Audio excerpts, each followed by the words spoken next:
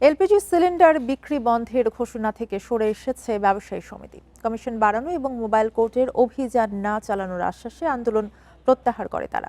বিকেলে বিইআরসির সঙ্গে বৈঠক শেষে এই তথ্য জানান এলপিজি ব্যবসায়ী সমিতির সভাপতি। এদিকে দিনব্যাপী এলপিজি বিক্রি বন্ধ থাকায় ভোগান্তিতে পড়েন গ্রাহকরা। বৃহস্পতিবার সকাল থেকে কমিশন বাড়ানো এবং ভোক্তা অধিদপ্তরের অভিযানের প্রতিবাদে এলপিজি সিলিন্ডার বিক্রি বন্ধ থাকায় ভোগান্তিতে পড়েন গ্রাহকরা।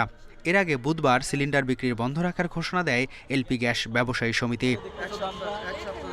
সংকট নিরসনে এলপিজি ব্যবসায়ী সমিতির সঙ্গে বিকেলে বৈঠকে বসে Bangladesh energy regulatory commission BERC. এ সময় দাবি মেনে নেওয়ার আশ্বাসে এলপিজি সিলিন্ডার বিক্রির বন্ধের ঘোষণা থেকে সরে আসেন ব্যবসায়ীরা। জানান তাদের পক্ষে সরকার নির্ধারিত মূল্যে বিক্রি সম্ভব নয়। কর্মসূচিটা ছিল আমাদের অনির্দিষ্টকালের জন্য। আমরা আগামীকাল থেকে ইনশাল্লাহ এই কর্মসূচি এখন থেকে আমরা এই কর্মসূচি স্থগিত করব। বিইআরসির চেয়ারম্যান জানান ব্যবসায়ীদের সমস্যা নিয়ে সংশ্লিষ্টদের সাথে আলোচনা করা হবে। ভ্রাম্যমাণ আদালতের যে অভিযান, ভোক্তা অধিকারের যে অভিযান, এটা ভোক্তা অধিকারের অভিযান সম্পর্কে আমি সরাসরি বলতে পারবো না, এটা আপনারা জানেন। এটা বাট আমি যেটা বলছি যে আমি তাদের সঙ্গে কথা বলবো এবং এটুকু আস্থা রাখতে হবে আপনাদের।